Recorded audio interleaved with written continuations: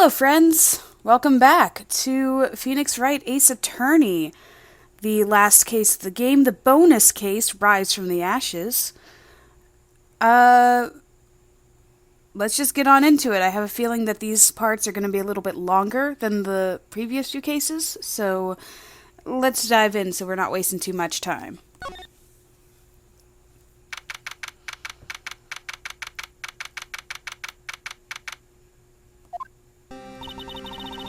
How did the investigation go yesterday, Mr. Wright? Frankly, there are still a lot of gray areas.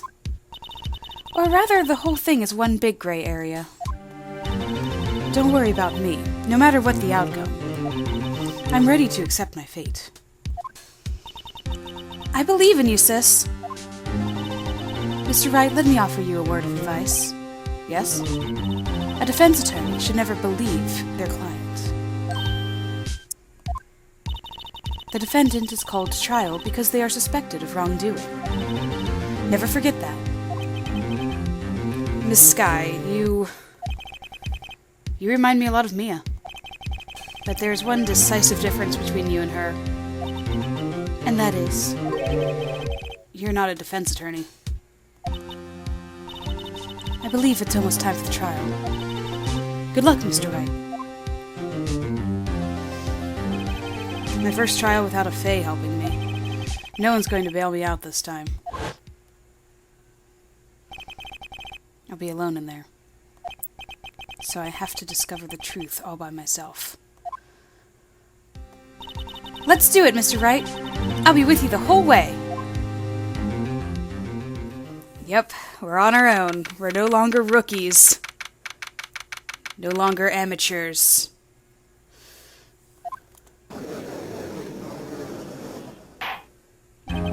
The court is now in session for the trial of Miss Lana Skye. The defense is ready, Your Honor. The prosecution has been ready for a while, Your Honor. Edgeworth? I haven't been in court since Edgeworth's trial. It's been a while now.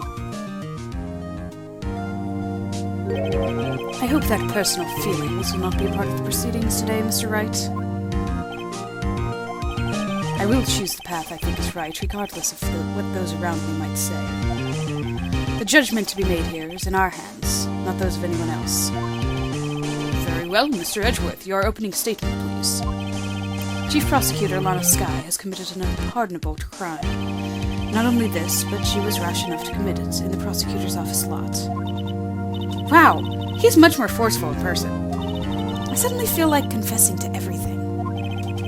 However, she will now pay for her rashness with her life. There was a witness to her crime. A professional witness. Well then, call your first witness, Mr. Edgeworth. The prosecution calls its first witness, Miss Angel Starr, to the stand. The cough-up queen? Haven't I seen you somewhere? You ordered the caviar lunch, right? Ho, caviar! I've never eaten caviar before. The judge is really wolfing it down. Ah, and for you, I have a fiesta bowl. Thanks. Will the witness state her name and profession? Ah, and you, sir. Did you order the fingerprint lunchbox? It is too early for lunch. Your name and profession, please. Well, Your Honor, how does it taste? So this is why everyone raves about caviar. It's so tasty it hurts. I always thought caviar would taste like pickled tapioca. What the heck does pickled tapioca taste like? Name, profession, now. Me? The name is Angel Starr. Don't go forgetting it. I find myself running Lunchland these days. Is that what you wanted me to say, Mr. Edgeworth? Very well, witness. Please describe the incident to us. The prosecution will wait. I'm not finished eating. Hurry it up. Very well, Mr. Edgeworth. As you know, we usually call on the police to provide a description of the crime. Your Honor, as Mr. Edgeworth has said to the court, I am a professional. What exactly does that mean? Until 2 years ago, Miss Angel Starr was a special investigator with the police. She was a first-rate homicide detective. What? Miss Starr was a detective? Ah, ha! I know who you are. Cough up. Cough up Queen Angel Starr, Your Honor. Long time no see. Very well. You may continue with the description, Miss Starr. Just who is this lady? If I might have the court's attention over here. The parking lot at the prosecutor's office is divided into 2 blocks. A block is for the prosecutor's office personnel. B block is for visitors and clients. A chain divider separates the 2 blocks. I suppose that's to keep visitors from taking up prosecutor's spaces, yes. The crime took place by a car in the back of A block, in the car's trunk. The killer stabbed the victim with a knife and went to drive the body out. Unfortunately for her, there was a witness, and an arrest was made on the spot. And who was this valiant witness? Why, it was me, Your Honor. Witness, did you see the very moment of the crime? Of course, Your Honor. Immediately after that, I apprehended the chief prosecutor. It seems rather cut and dry, doesn't it? Well, Mr. Wright? I can't agree on principle, Your Honor. It seems that some poor losers are unwilling to accept the truth, Your Honor. Shall I proceed to crush what little hope they have remaining? If you can, then give them your worst, Miss Starr. Wait, are they talking about me?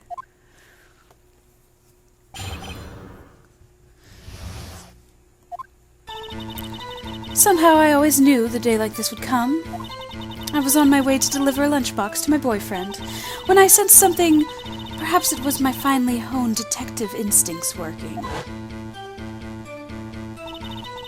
Then, through a wire fence, I saw the chief prosecutor standing next to a garish car. The chief prosecutor was holding a knife in her right hand. Then she thrust the pointy tip of the knife into Detective Goodman's chest. Bringing a lunchbox to your boyfriend. How touching. As you can see, there is no room for doubt. The key point of your testimony seems to be nothing other than the point of the knife which you saw being stabbed into Detective Goodman. So, how does it feel to be so utterly crushed? I'm still thinking about that. I don't think he stopped sweating this entire time. It's merely a flesh wound, Mr. Wright. Very well, Mr. Wright. You may cross-examine the witness.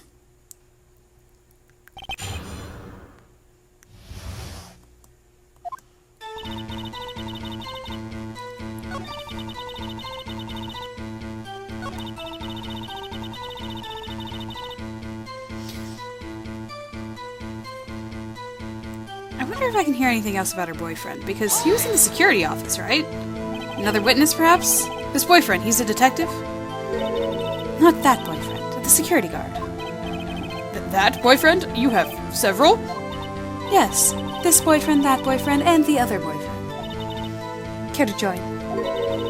The yet another boyfriend position is still open for applicants. I'll stick with the lunch, thanks. Note to self, the judge has to think before replying. The security guard room is in the lot, the A block. It's up on the 2nd level, so you can see everything from there. It would be the room with the security sign. Incidentally, did you bring your lunchboxes by car? Since I'm a visitor now, I parked in B block.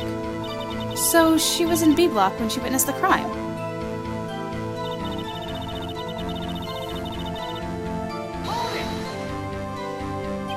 You sensed something? So you're saying you had a premonition of the murder? It felt like... how would you say? Oh yes, it was like the feeling you get when you view a pumpkin chock full of seeds. I have no idea what that means. Speaking of a detective's instincts, wasn't the victim, Mr. Bruce Goodman, also a detective? Yes, well, he was like a young cheese. Young cheese. A pale white cheese, not yet tangy with experience on the streets. A greenhorn. I, of course, am hard, yellow, sharp as a tack. I bet you stink, too. In any case, there in the lot, I felt something stirring in the back of my mind.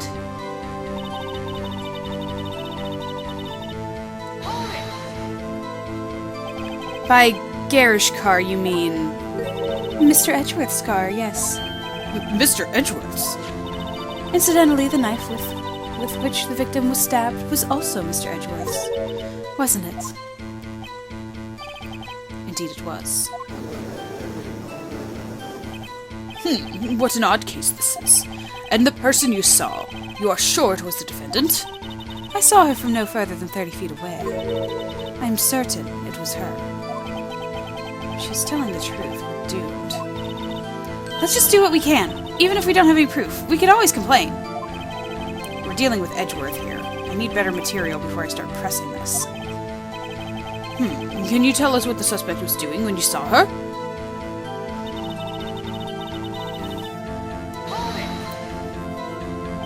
Tell me more about this knife that the suspect was carrying. Well, I'd say the blade was about 10 centimeters long. Is that right, Mr. Edgeworth? It is your knife, after all. Yes, that's about right. Prosecutors are, by nature, well versed in the location of a man's vital organs. I'm sure it was easier than boiling an egg for my egg salad surprise set.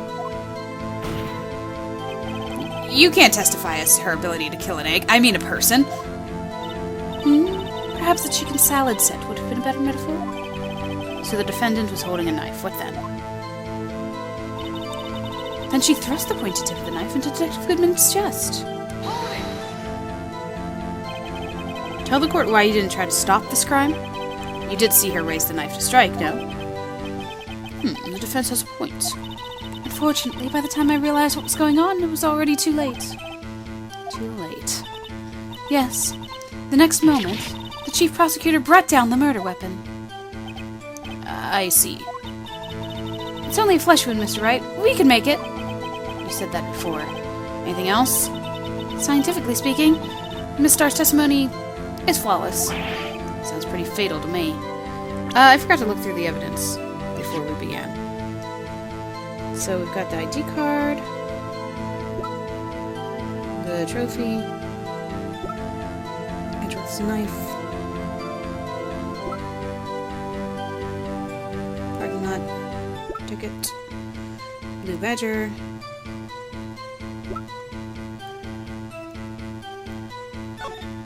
autopsy report.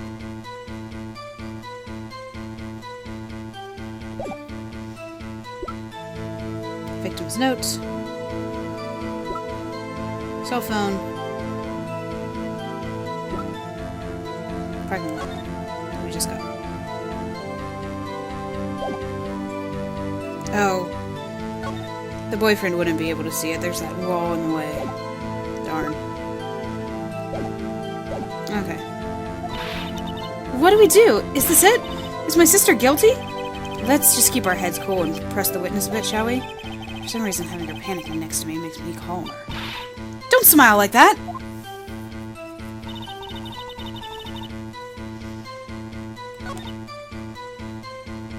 Well, this is the only statement I didn't press, so I wonder if it just wants me to press everything. How did you know? I respect the prosecutor's basic abhorrence of crime. Yet their methods are ugly and twisted. And twisted methods will always lead to tragedy. The lunch lady's uninformed opinion is duly noted. Given that they are used to erasing inconvenient evidence that they're in. Killing off a detective that knew too much is merely an extension of that. Miss Starr, do you have something personal against prosecutors? I felt that I had found my dream job when I became an investigator, and if I hadn't been laid off by those prosecutors over there, I'd still be one. Laid off? She was fired. To me, prosecutors are nothing more than worms. That said, I am a pro, as you know. My testimony is unbiased and flawless. Very well, you may continue, Miss Starr.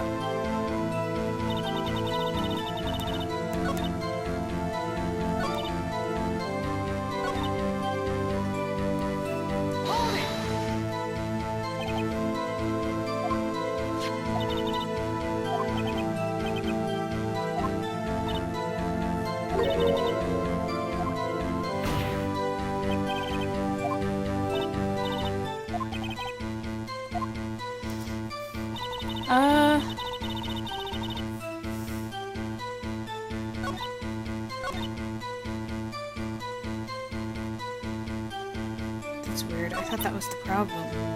But she won't give that information. Like, in her testimony. There's a problem with the explanation of her testimony.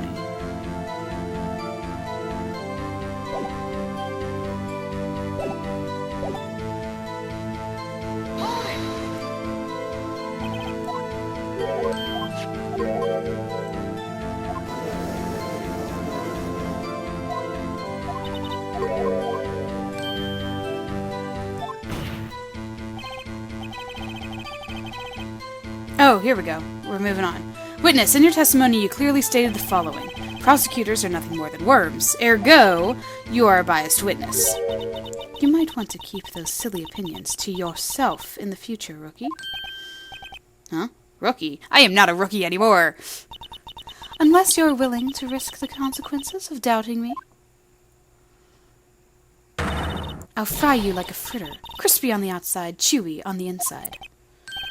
That was inspiring. I believe I've heard that tagline elsewhere. You could cry plagiarism. I may be relegated to the lowly post of lunch lady, but my instincts are honed. A photograph?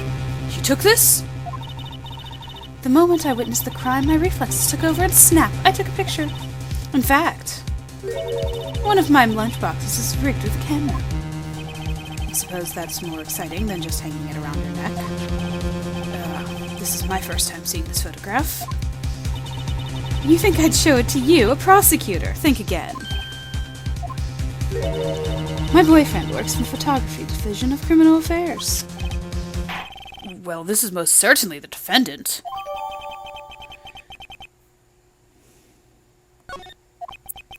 Well, that is unmistakably Lana Skye.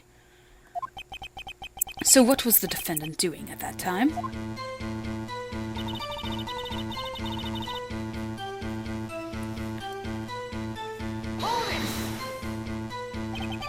Tell me more about the knife that the suspect was carrying. Okay, please let me get more information here. Desk slam.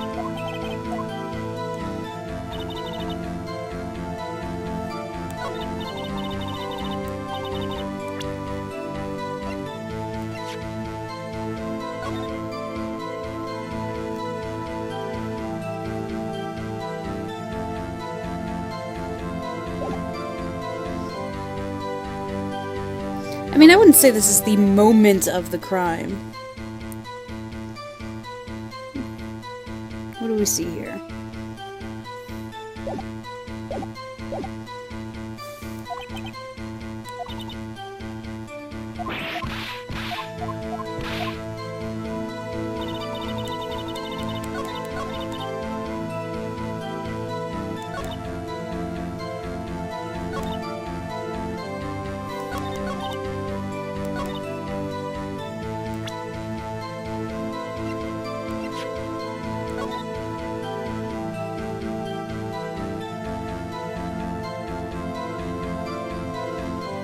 I don't see anything wrong here.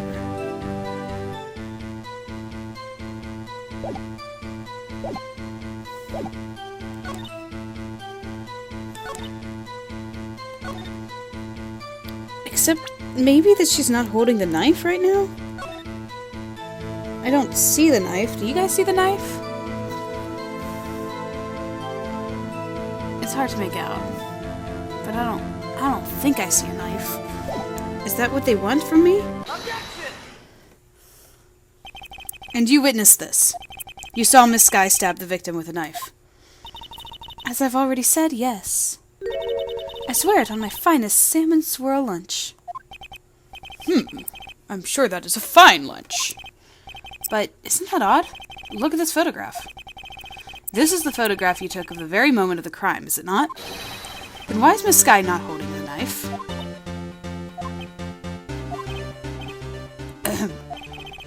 Mr. Edgeworth, your thoughts? Objection. Let's be a little more careful with our evidence, shall we? It is you that needs to be more careful, Mr. Wright. What do you mean, Mr. Edgeworth? This photograph was not taken the moment before the stabbing. This was taken the moment after the stabbing. Objection! How can you tell that? Blood splatter. Huh?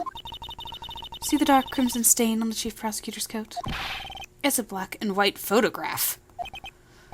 Ah, yes, it's hard to tell, but this could be blood. Well, Mr. Wright, I see no problem here. He's so chill. No problem, except you. Mr. Wright, are you going to just sit there and take that kind of abuse? You got a better idea? Objection! Wait, that contradicts what the witness said in her testimony. Namely, that she took the picture the moment she witnessed the crime. Yes, thank you, that was the problem. Well, it seems I was slightly unclear. My apologies.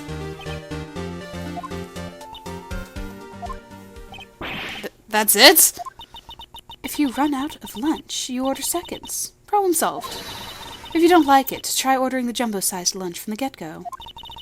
Good advice. I'm not sure I understood it, but good advice. I didn't have time to stop her. Prosecutor Skye was cold, calculating, like a robot.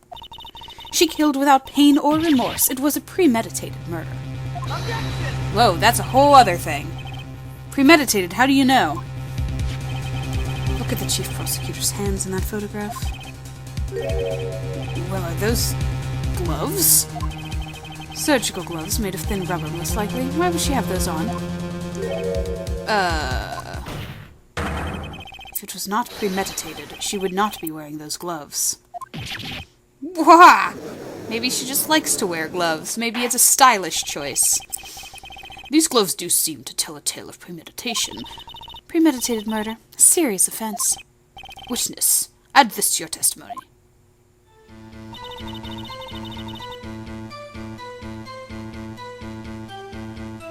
Oh, I know the problem here.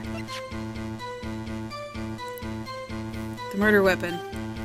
Why didn't she take a murder weapon with her? Witness, do you know what this is? Are you trying to test me? I sell box lunches for a living, you know. That's a knife. The knife. The knife that was in Mr. Edgeworth's trunk. Indeed, it is my knife. What's with this case? The bloody murder weapon, the red car, all belonging to the prosecutor there? The defendant is the chief prosecutor for the district, right? Mommy, are the prosecutors bad people? Why is there a child in this courtroom? The defense has a request. We ask that the witness provide an accurate testimony. What's that, Rookie? In your testimony, you stated that Lana Skye planned this murder, and that's why she was wearing those special gloves. Seems like a natural conclusion to me. The gloves do indicate planning. However, why would she not also prepare the most important thing? The murder weapon? Oh. This knife just happens to be in the trunk of that car. Ladies and gentlemen, if you're going to plan a murder, you don't forget the weapon.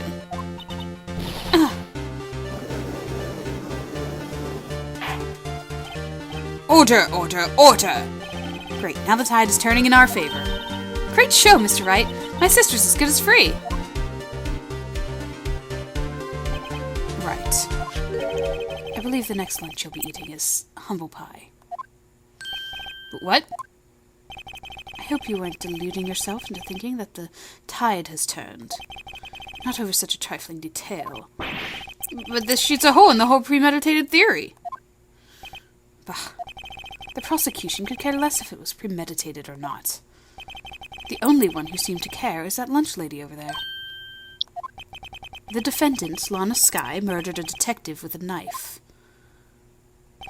That is the only thing the prosecution need prove. Nothing else. Very good, Mr. Prosecutor. I suppose you think you're clever now? But you know as well as I do that she planned on killing him. It was planned. If she wasn't, why would she have been wearing... I believe I'd like to hear your testimony again. Witness, please tell us only what you saw, not what you thought. How dare you? My powers of deduction are not to be underestimated. Really now.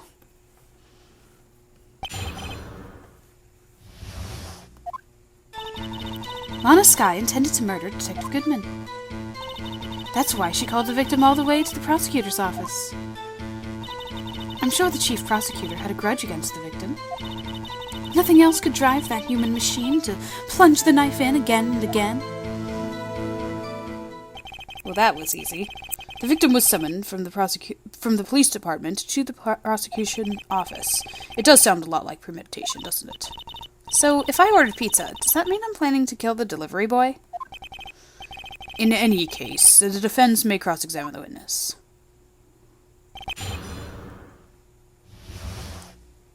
Yeah, you slipped up.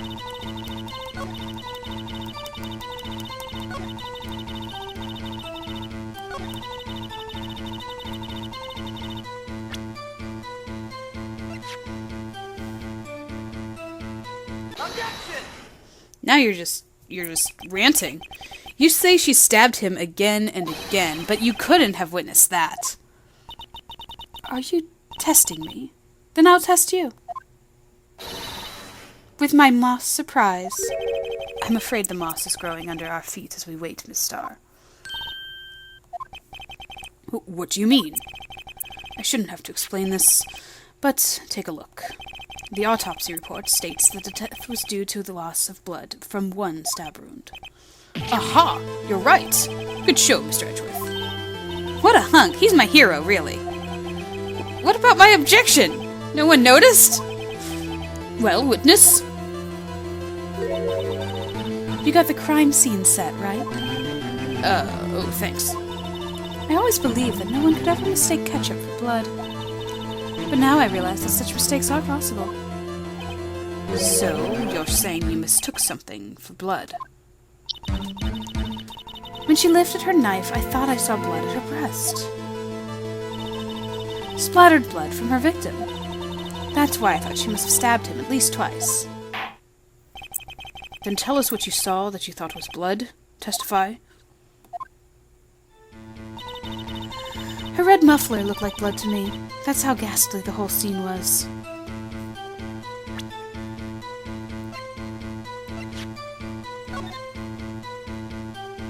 I don't see a muffler. Do you see a muffler? Objection! Miss Starr, I demand an explanation. Objection! The witness is clearly not suited for detective work. What? The suspect was not wearing a scarf or muffler of any kind when she stabbed the victim. And you've proved it yourself, with his photograph. Huh? But that can't be! Only a true professional could be so clueless. I'm sure you'll make a good lunch lady, have no fear. Harsh words, but good. In the end, Mr. Edgeworth prevails. What was my objection? Chopped liver? But it was there, a scarf! No, not that. But something red, really! Well now, where were we? The witness has given us an entertaining interlude. Now back to business. What? Very well, witness. Continue your testimony. You saw the crime and apprehended the suspect. Tell us about that. She mad. Very well. I do remember some things accurately, at least. And she's right back in it. Ultimately, we couldn't shake the most important part of her testimony. The most important part? The part where your sister stabs the victim. This next testimony might just be the moment of truth.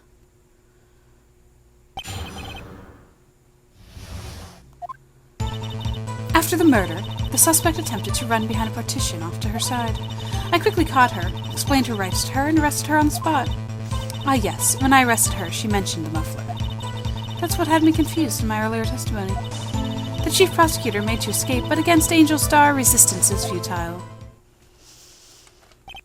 You are quite determined about the scarf, aren't you? I strike like a snake and bite like a cobra. That's me, Angel Starr. It wasn't a very good metaphor. First of all, cobra is a kind of snake. Don't bother me with details unless you want to get bitten. No thanks.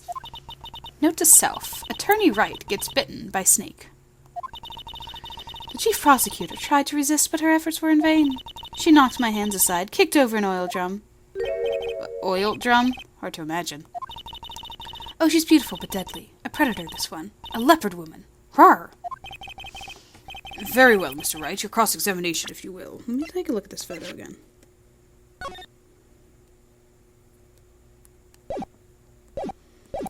Okay.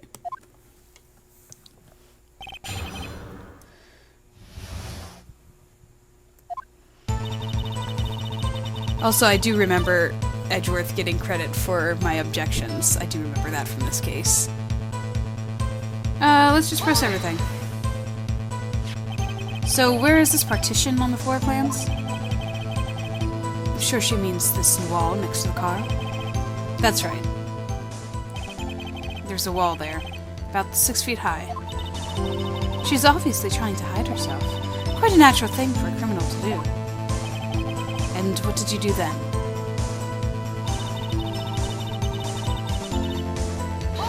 Now, she would have had to go through the gate. You say quickly. Were you close to the suspect? As I just said, I was only 30 feet away from her the whole time. Yes, press her for more details, because there's a gate there. I'd like to see this on the floor plans, just to be safe. The Lunchland car was... She's a visitor, thus she was parked in B block. So you witnessed the murder from here? That would make it about 30 feet from the car, yes. Is that correct, Miss Starr? Yes, that's right. But there was a chain link fence in front of you. I went over it, of course. Amazing! The Coffo Queen, lunch lady athlete, indeed. It would have taken her a little time to climb over the fence, so she couldn't have gotten to my sister that fast. Yeah, that fence was about 9 feet high, too. How come this guy didn't get away?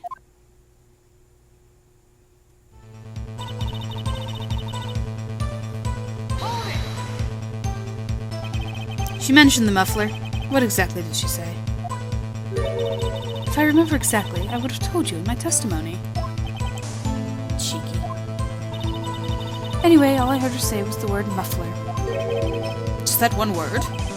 So what you heard wasn't the suspect talking to you, but to someone else? Yes, the chief prosecutor was talking on her phone. Her phone? You mean this cell phone? By phone, do you mean this cell phone discovered at the crime scene? Yes, ultimately. Ultimately? My memory... It's like salmon, headed upstream, you see. No, the court doesn't see, Mr. Starr. The chief prosecutor first attempted to use the phone hanging on the wall. Oh, the wall! That's right. Near the car, there was an emergency phone on the wall. Apparently, it was out of order. And so she used her cell phone? Indeed, the emergency phone was out of order that day. Good witnessing, witness. Good witnessing? Whatever happened to good testifying? You should, of course, add this to your testimony. The things I do to please this rookie defense attorney. Updated, let's see here.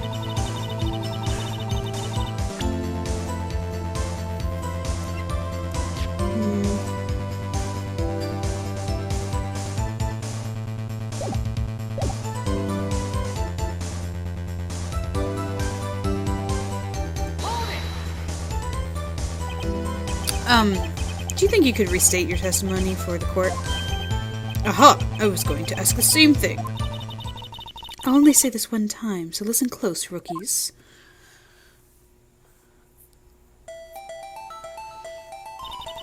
The chief prosecutor stabbed the victim and ran behind the partition. Then she picked up the emergency phone on the wall, but it was out of order. So she pulled out her own cell phone out of her pocket. And during that time, you climbed over the chain link fence. Then when I boldly grabbed her arm, the chief prosecutor hung up her phone. And you saw her doing this. What is it, Mr. Wright?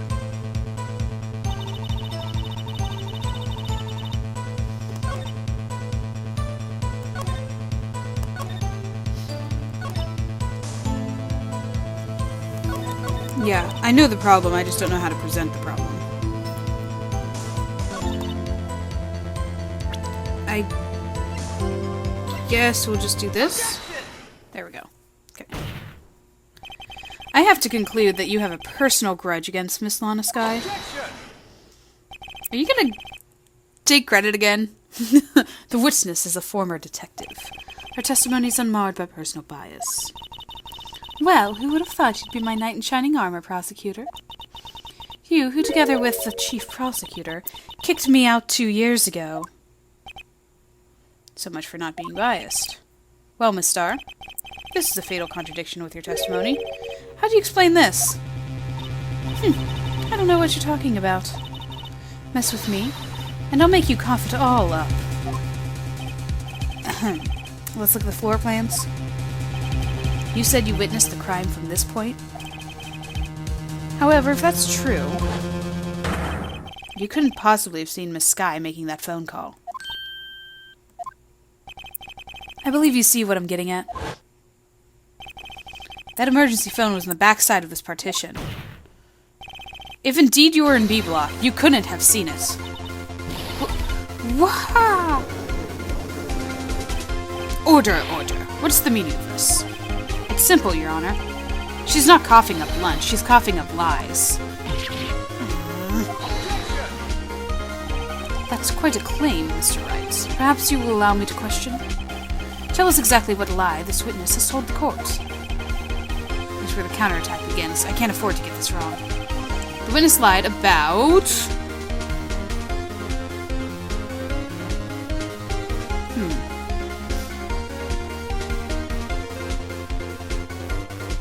So the problem is, the picture has the gate in it. So she clearly took the picture from behind the gate. So where she saw it isn't the problem. What she saw... Well, she definitely lied about what she saw, because how could she have seen the phone call? I don't know. Order of events looks really good right now, actually, because it's different, you know? It's like you can kind of, it's like a multiple choice kind of test thing. It's like, oh, this seems like the obvious choice. But we know that she called from the phone. We know that she called after the murder.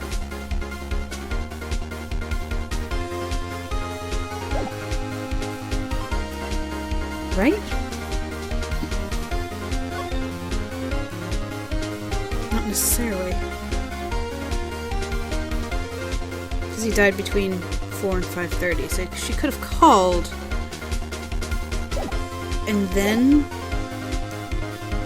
saw the murder, but then they wouldn't... She wouldn't be behind the gate. Let's just... Okay. We'll go with the simple one, what she saw. Because she did. She did lie about what she saw. Because why would she take the picture after the fact? Because right now the order of events is killed the detective, went and called. Unless she called before trying the phone. She lied about what she saw. In other words, she didn't see Miss Sky using that emergency phone. It does seem hard to imagine how she could have. Very logical. What's the matter, Star? Cat got your lunchbox? Mr. Wright, I hate to bother you while you're celebrating your victory, but why would Miss Star lie like that? Huh? Why would she say that my sister had tried to use the phone, but failed? It doesn't make any sense. Why lie about something so insignificant? I know, that's why I have the problem. I mean, maybe she really did see her try to use the emergency phone. I see no room for doubt here. You ordered the patooey on rice, right? Aw, man. I thought I had something there, too. One more try. I see it in your eyes. You've learned your lesson. Tell us exactly what lie this witness has told the court. But she was there. She was behind the gates. So...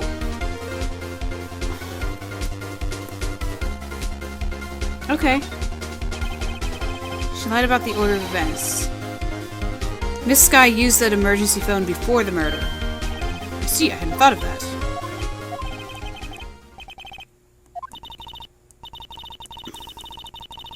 Yeah, she's gonna talk about why.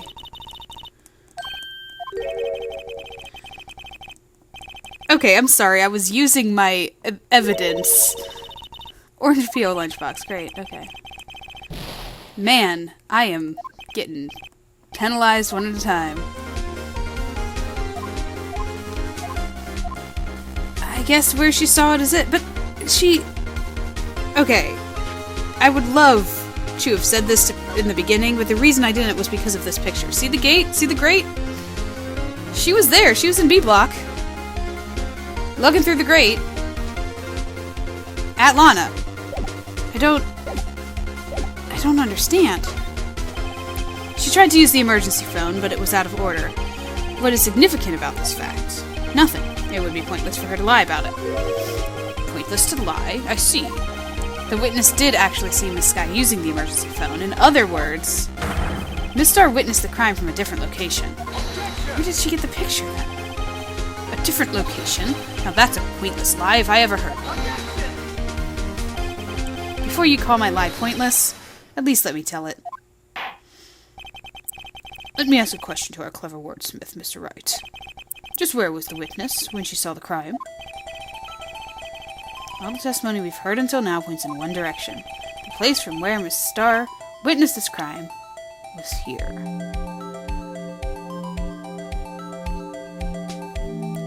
In the A block?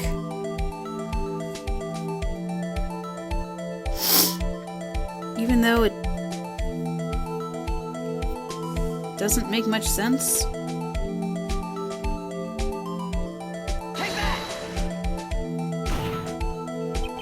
If she was here, she could see the emergency phone. That's true. That solves the mystery. That would allow her to see the emergency phone, yes, but if she was there, she would have been able to arrest her well before she dialed her cell phone.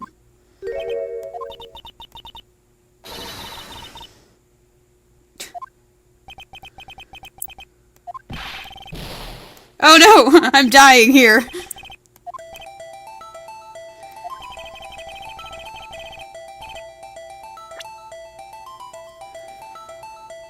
Okay, I know where she was now. But I'm still really confused about that picture.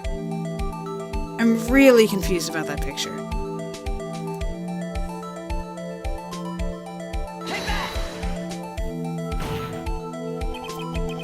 This is the only place where she could have been. The security guard room. Indeed, the security room in the underground parking lot is well positioned. It's built on the second level, so you can see the entire lot. She would have been able to see the emergency phone from there. But why there? There are many other places where she could have seen the phone. Not in this case, Your Honor. The witness, not being part of the prosecutor's office, couldn't park in A block. The only place where she could have seen the crime and the back of the partition is here. Oh, so she could have seen the crime there. The partition's not that tall. Alright. I remember in your testimony you said you brought a lunchbox to your boyfriend in the security guard room, yes? I was always wondering about that. I figured that she was up there at some point. Or someone was to see the crime. The boyfriend, at least. Well, Miss Starr! How many years have I been getting the better of men? To think that the tables could be turned. Today a man has got the better of Angel Starr. Order, order. Witness? What have you done? You used to be a detective. You should know better. I'm not turning back. The guilty will be punished. And I'll do what I must to make sure justice prevails. The guilty. Is she talking about Miss Skye? Mr. Wright, doesn't this strike you as odd?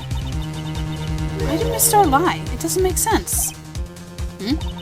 She could have just said she saw the crime from the security guard station. It wouldn't change anything. Exactly. This photograph tells all. It was the defendant who stabbed the victim. That truth still stands. Objection! Except the photo is weird. It still stands. I disagree, Mr. Edgeworth. What? If a witness is found to be lying, they're guilty of perjury. She knows this. She wouldn't risk that without a good reason. So tell us what her reason was, Mr. Wright. Huh? Me? Who else? Mr. Wright, let's review what we know. Please do. Miss Starr witnessed the crime from the security guard station. But she lied and said she saw it from B Block. It must make a vital difference, but what? What would change?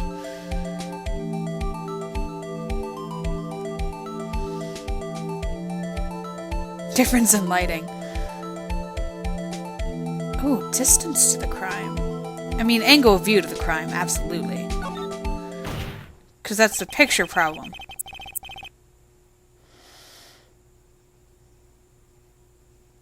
So the distance to get there to arrest her, yes, because you'd probably have to go through, like, stairs and stuff, but I'm still having a problem with this photograph. The angle at which she saw the crime occur would change. The angle? What do you mean? The security guard station's on the second floor. You're not helpful, right? I want to get to the point of the picture! Man, I'm dying out here. I'm flailing.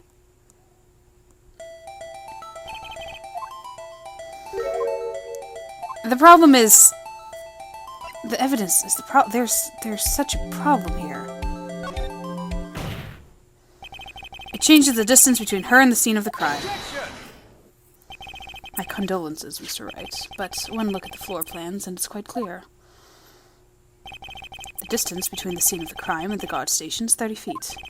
I don't see how that would change what she could see. I'm not talking about what she could see. What she saw is not in question here. What matters is the time it would take her to reach the scene of the crime. So you guys heard me. I knew it. I really hate this picture. This picture is killing me. Miss Starr, you witnessed the crime from the security guard station. Now, how long did it take you to go from there? To the scene of the crime where you arrested Miss Skye? What witness? You. Yes? You ordered the squid wheels, right? The quality of my lunches has gone from low to inedible. I was bringing a PB&J lunch with fresh boysenberry jam to my boyfriend. Boysenberry for the boyfriend. He wasn't in the station, so I waited. I witnessed the crime from the glass-walled station. And before I knew what I was doing, I found myself running toward the scene. But the door was locked. I couldn't open it.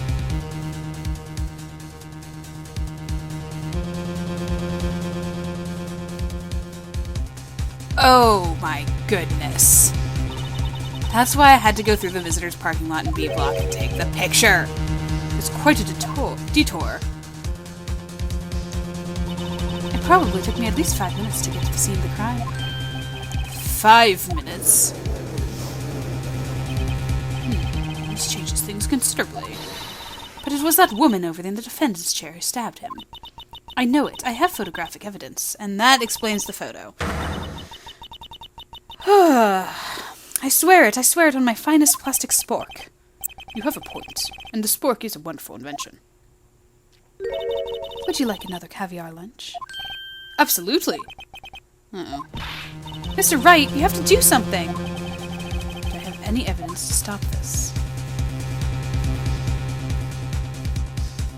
Always raise an objection.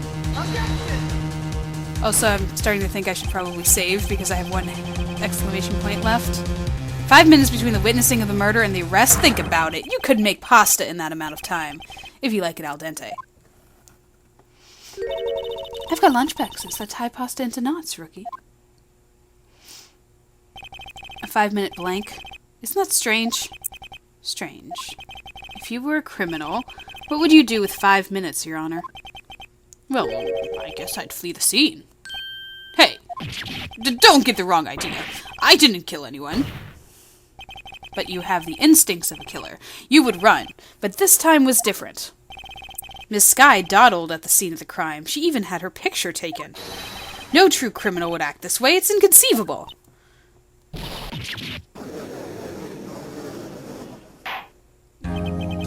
Well then, it seems we've come to the end of this testimony. She has a grudge against the defendant, and there is a blank in her testimony. Mr. Edgeworth, is the next witness ready to go?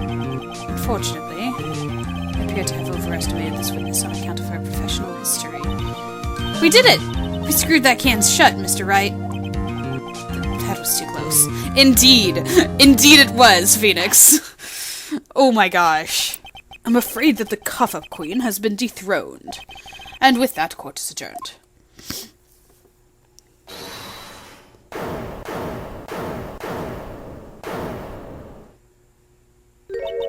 Mr. Edgeworth, you ordered the squid wheels, right?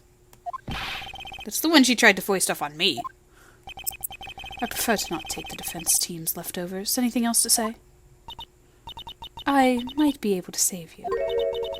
I have decisive evidence. What was that? Is this another one of her trick lunchboxes? My apologies, but we have no further questions to ask of you, Miss Starr. Oh. Is this your jumbo lunchbox? Woohoo! A triple-decker! Out of deference to the witness' determination, I'll allow one more testimony. Don't judge me, guys.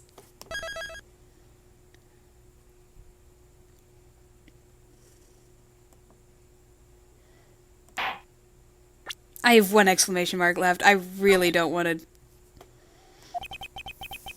Let's hear about this decisive evidence. Like the Lunchland motto says, you won't be disappointed. What's she going to pull out of her lunchbox this time?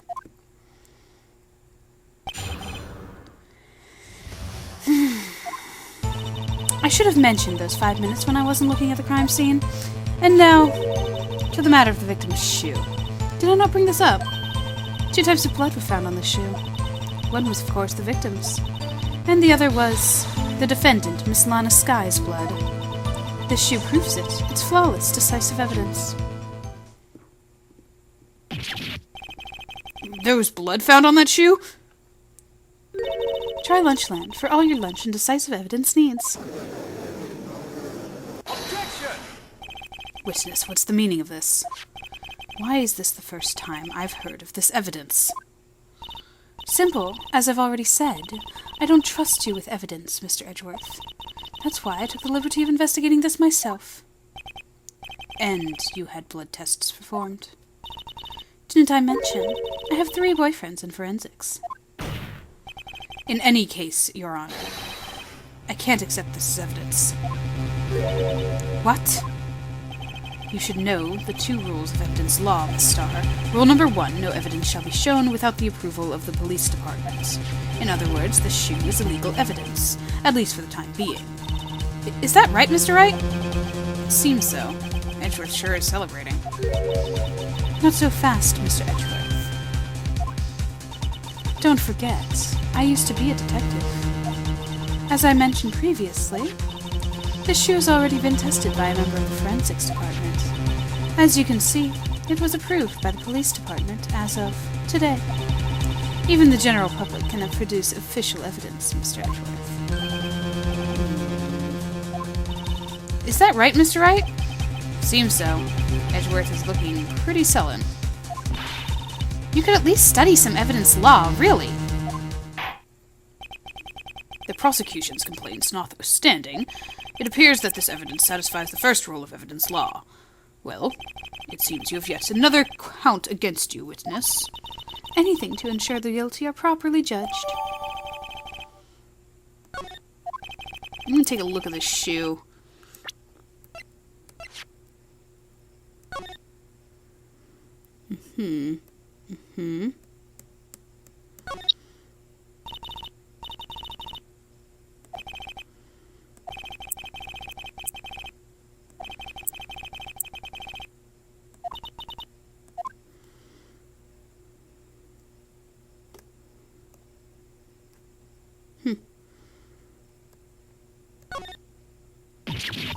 There's blood here, too! On the sole of the shoe? It's got to be the victim's. He must have stepped in a puddle of his own blood. All this blood. It's horrible.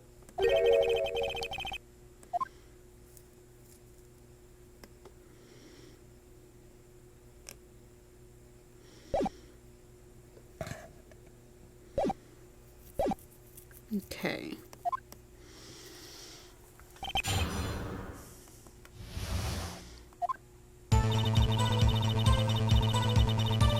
Indeed, you should have. Please tell me about the shoe. You found this shoe at the scene of the crime. I detained the chief prosecutor and notified the police department. I wanted to make myself useful while I was waiting for the police to arrive. So, like an ill-trained pooch, you snuck off with a shoe. I was afraid someone would erase the chief prosecutor's crime. This shoe was my secret weapon if that should happen. See this fashionable basket I have here? It carries more than lunchboxes, gentlemen. I'm happy for you and your lunchbox bag, really. In any case, you removed valuable evidence from the scene of a crime. Now tell us what you did next.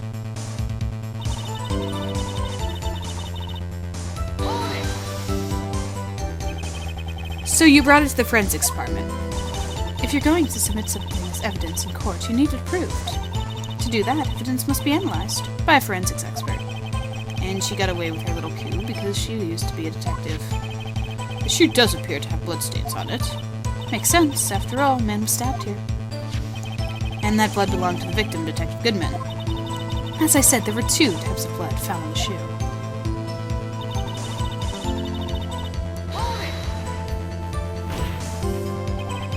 You can't say for sure the blood belonged to the victim with a blood test. You claim to know something about blood tests, Rookie? Huh? Well, speak up. Well, blood comes in 4 types, A, B, O, and AB. However, you can't tell from a blood test whether a murder was performed in cold blood. That's just a figure of speech, Mr. Wright. Actually, if you combine all the various blood tests, there are millions of types. It's practically impossible to narrow down a blood sample to one person. Or, so I hear. Millions of types? If I had a little more time, I would have gotten DNA test results. But they said there's very little doubt it could be anyone but Miss Lana Skies. So the suspect's blood was found on the victim's shoe. That ties her directly to the death of Detective Goodman. I was afraid he was going to say that.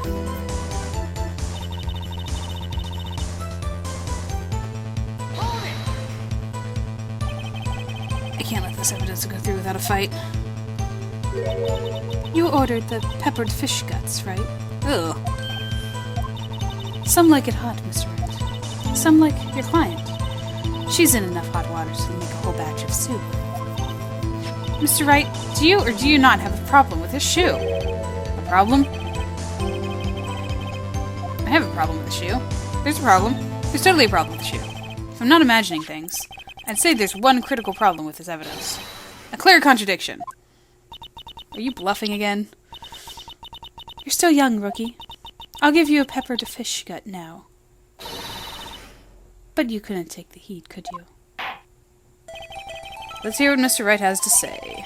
What's contradictory about the victim's shoe? Show us the problem. Okay, alright, we're not bad. Take that! I wonder if you noticed. There's blood on the bottom of the shoe. Don't mess with me, Rookie. Or it'll be your blood on the bottom of my shoe. Well, she's not even presenting lunches at this point. She's just... Indeed, there is quite a bit of blood on the bottom of the shoe. Makes sense. The victim was stabbed with a knife. What could possibly be contradictory about blood on the bottom of the shoe? Huh? What?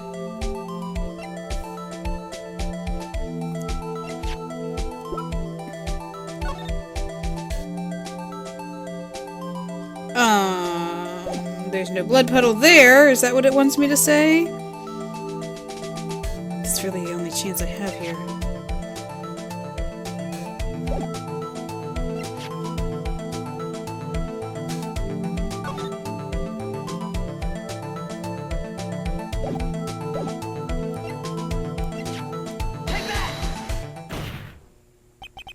The problem lies in the footprint. The footprint? Note that the bottom of the victim's shoe is covered in blood. Then, isn't it strange? Why weren't any bloody footprints found by the scene of the crime? Aha! As you can see, there were no traces of any such footprints in the scene of the crime. That contradicts your claim about this shoe. This picture only shows part of the floor, so there could have been bloody footprints. If there were bloody prints, they would have been found. We checked the scene and found nothing of the sort. Order, order, order. Well, witness? What? Huh? Good going, Mr. Wright. But it's true that the lack of a footprint is a contradiction. But then we have to ask why there wasn't a footprint. No.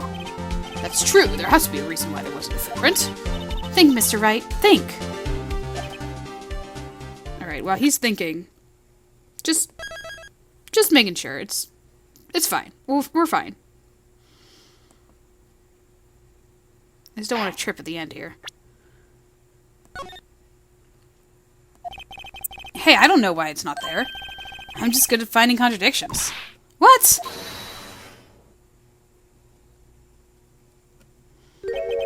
I see. Now I get it. Get what? Are you gonna help me again? Our witness is more devious than I gave her credit for. We were hoodwinked to the very end. But she slipped. There's one vital hint to the truth in her testimony. What are you talking about? Think back to when she told us about apprehending the suspects.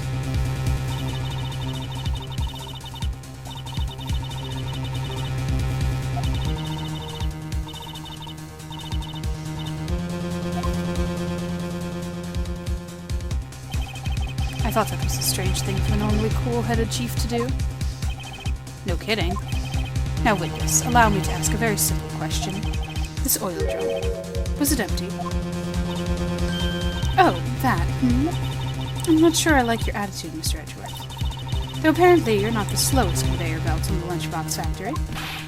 Witness, well, was the oil drum empty? The oil drum, kicked over by the chief prosecutor, was brimming with water. Water? What does that mean? Still don't get it, Mr. Wright. Do you want to know the reason she knocked it over? The real reason? Aha! You don't mean... Yes, the suspect knocked over that oil drum for one reason and one reason alone. To erase the bloodstains that would become evidence against her. Gah! That ties things up quite nicely. The bloodstains left on the victim's shoes tie her quite clearly to this murder. Then, after the deed was done, she knocked over the oil drum to erase the telltale signs. Why, that's the prosecutor's specialty, erasing evidence. That reminds me, this guy's right hand was hurt. Didn't she say she cut herself when she stabbed him? So my sister's blood on the shoe, that's when it happened? Well, I see no reason to prolong this trial. But Mr. Wright, do something, please! What? What can I do? Your sister has confessed to the crime, and she tried to conceal it. But... Enough. There is no need for further debate. The verdict, Your Honor. Very well. But Angel Star is on the prosecution's side. She could have been lying about the water. This court finds the defendant, Miss Lana Skye.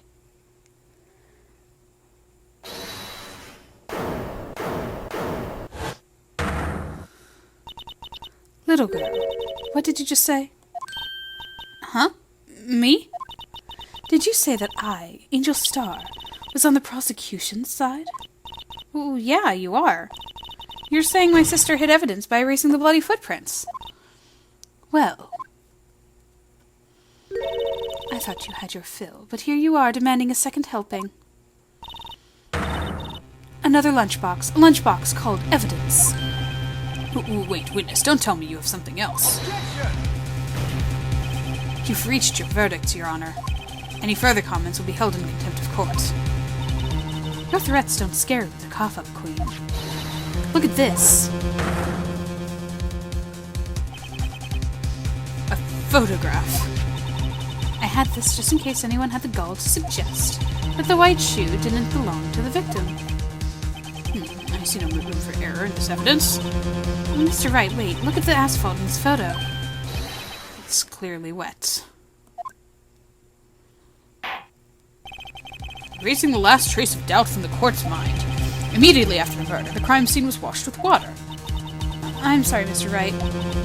I guess I couldn't help after all. It's not your fault. I knew I couldn't win this case from the beginning. And it seems this is what your sister wanted anyway.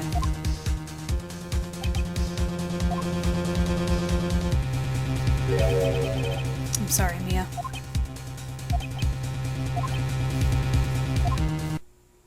Right, wet or not. Don't be so quick to throw the towel. Get yourself up off the asphalt. Take another good look. Don't give up, not until the bitter end.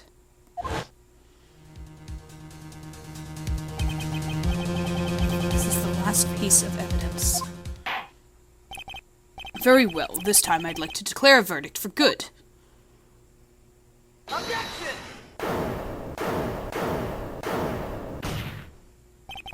Your Honor, wait. What is it with you people? Can't I hand down my verdicts in peace anymore? Whatever it is, can it wait? No, it can't, then it will be too late. Oh, look at this photograph. The last one submitted. This trial isn't over until we give each piece of evidence proper consideration. So, Wright, are you saying there's a problem with this latest piece of evidence? Yeah. I'll think later. Yeah, there's a problem. Right or wrong, I've got to go ahead with this. What have I got to lose? I suppose since we've come this far, we should give every claim a fair shake. Very well, Mr. Wright. Show the court the problem with this photograph. I actually know this one. I remember this. We've got our victim here. Got the knife in his chest, the shoe on the ground, the water. But, if you look very closely, you might see something that looks a little bit out of place. Over here. Take that! The problem in this photograph is here. What's this? There's something poking out of the car's muffler. Wait just a moment, Mr. Edgeworth. Your Honor, you just said muffler. However, I see no trace of a muffler or scarf of any kind in this photograph. A muffler is also a part of a car or a motorcycle, Your Honor. Just think of it as part of the exhaust system, a pipe. I see, and I see. What's that suspicious-looking cloth sticking out from the car's muffler? So what if there was something sticking out of the muffler? What does it have to do with this case? Nothing. Absolutely nothing. Sorry, Miss Starr, but it's not going to be that easy. In fact, you've already told us why that's important to the case. You said as much in your testimony. Whoops, I accidentally pressed court record. What? Let's hear what Mr. Wright has on his mind. Tell us why you think its piece of cloth in the muffler is related to the case. One of the evidence says that, yes, muffler was overheard. Take that! Miss Starr, recall your testimony for the court.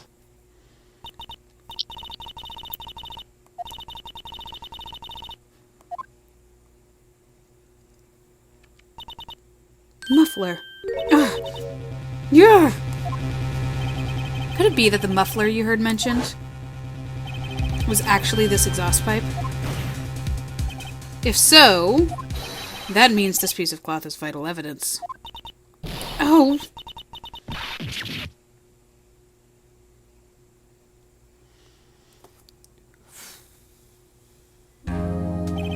Well, it seems we will have to suspend the proceedings. Suspend? I find myself wondering about that piece of cloth. If we leave any question unanswered here, we do a disservice to the law.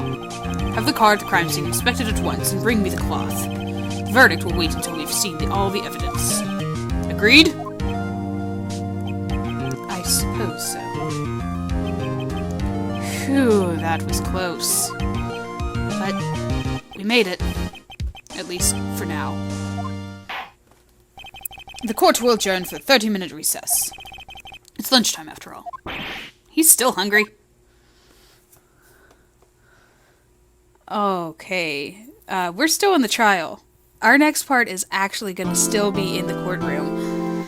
So that's going to be fun. Hopefully my exclamation points reset at the second trial, or else we are going in there with terrible, terrible, terrible, terrible, terrible luck.